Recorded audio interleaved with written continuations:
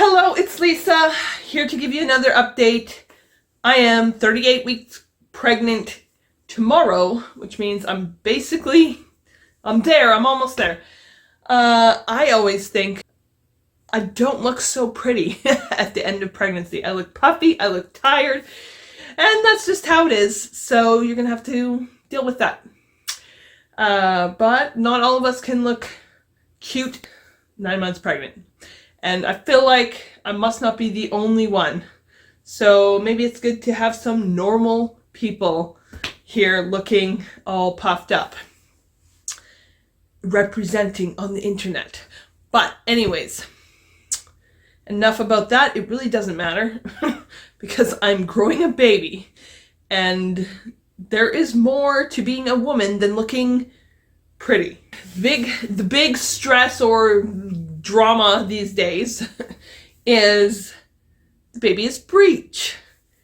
And I got how do I say this?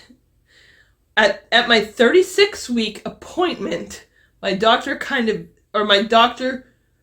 thought I was Breech by feeling on my stomach. She thought she felt the head up. But for whatever reason, I didn't take that information into account. I was like, whatever. Because I think I was compartmentalizing at that point. And I was focused on my oldest daughter having her birthday party on the weekend, because she's been talking about this birthday party that she wanted to invite her friends over and have a party and do all these party games and stuff. And she's been talking about having this birthday party since even before school started. She was worried in August about making friends at school so she could have this birthday party in November, so I did not want my pregnancy or my birth or whatever to get in the way of her birthday party. So anyways, we got that done. On Saturday, it went well. She liked it. She was pleased. All of that, great. Then Monday, I had a late-term ultrasound. This is the first time I've ever had a late-term ultrasound, but I think they're just checking fluid levels and size of the baby and obviously position, I guess. So then, yeah, the ultrasound technician told us, oh yes, the head's up here and the butt's there. So the head is, let me just stand up and show you, then you can see the bump too. And so this is the bump, and the head is here, and the butt is here, and the feet are here. So she's sitting like that. Then I started panicking, even though I knew from last week that the doctor had said the head might be up.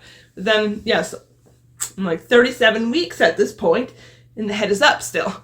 So then Tuesday, I had a doctor's appointment, which the doctor confirmed it's Breech. So we gotta start thinking about what we're gonna do about that. And I personally am not very comfortable doing a Breech vaginal delivery because I'm super anxious about someone dying. And I do not do well in pregnancy because I'm worried about the baby dying. And I don't know, I just if I don't feel like that kind of a birth is gonna go well for me, I don't want to have a super anxious, traumatic birth. So I was I don't feel comfortable with that. So she said I could try doing an ECB, which is a external cephalic version, I think that stands for, which is just go to the hospital and the doctors try to flip the baby by pushing externally on your stomach. If you don't know what that is, that's what it is. So I am going tomorrow morning to do an ECV to see if she'll flip. I have heard on the internet, I think this is a 60 to 80% chance it could flip. However, my baby is large, according to the ultrasound, in the 90 to 95th percentile, which I think is not great for it being able to flip because there's not enough room for it to move. Also, I have a placenta that's in the front, so it's going to be harder to get to the baby because the placenta's in the way. So from what my doctor said, I don't have that much confidence that it will work, but I feel like it's okay to try. Hopefully it will be fine to try and we won't put the baby in distress. But my main concern basically is the baby doesn't die. I don't care in the end. I don't care how I deliver. I just want the baby to live and myself to live. I guess I want us both to survive the delivery. This is my fourth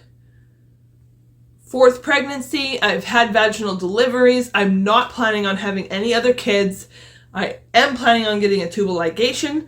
So I feel like if it ends up being a C-section, it would be fine. It's not gonna like influence any future pregnancies. It's not a concern of how the future pregnancies will go because I don't plan on having any more.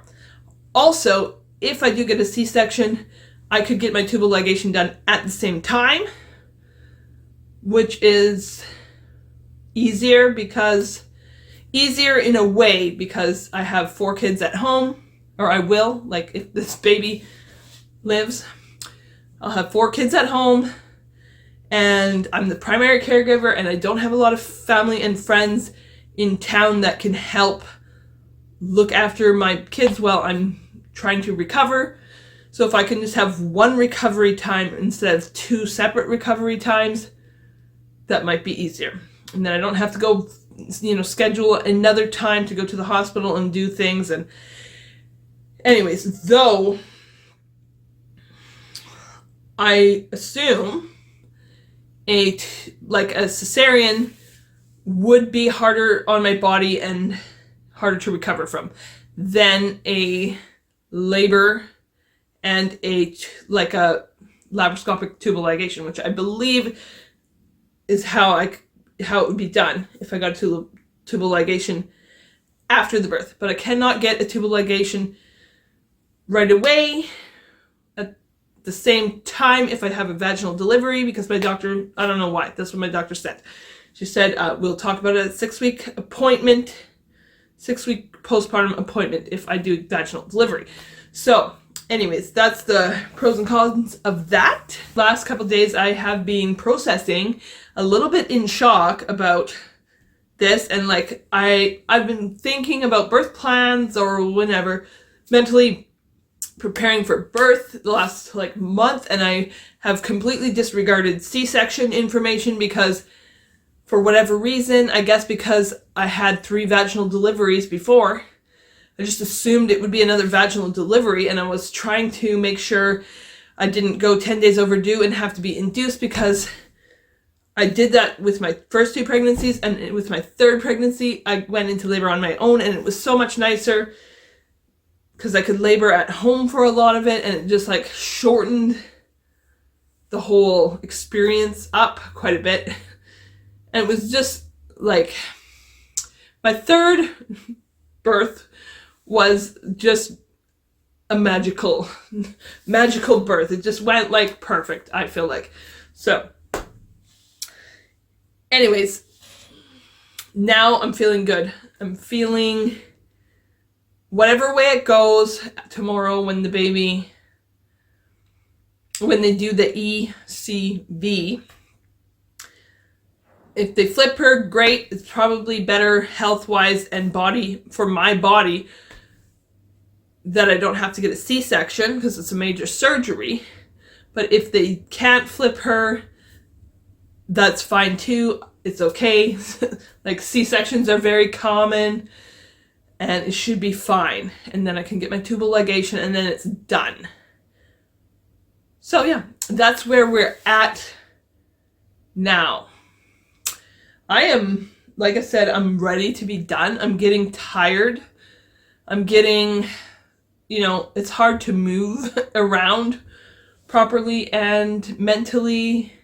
I'm tired of being anxious and worried about if the baby's still alive, or if I, did the kick count properly, or if I cared enough, Yeah, sometimes you get busy doing things in your day and then you didn't count, or you didn't pay attention enough to the movements, and then, I don't know, it's too much stress. I just want to see, I have a way easier time when the baby is outside and I can see them and I can check that they're breathing and they're okay. So that's that. I'll keep you updated on how my ECV goes. I have heard from some people on the internet that it can be quite painful. I also read that if the baby will flip, it's going to flip pretty much right away. So hopefully, I think I'm going to tell them, don't try too hard, because like I said, all these things, it's fine if I need a C-section. I don't need it to be a vaginal delivery. I just need her to survive. That's it. Anyway, so yes, I'll keep you updated, and see you soon.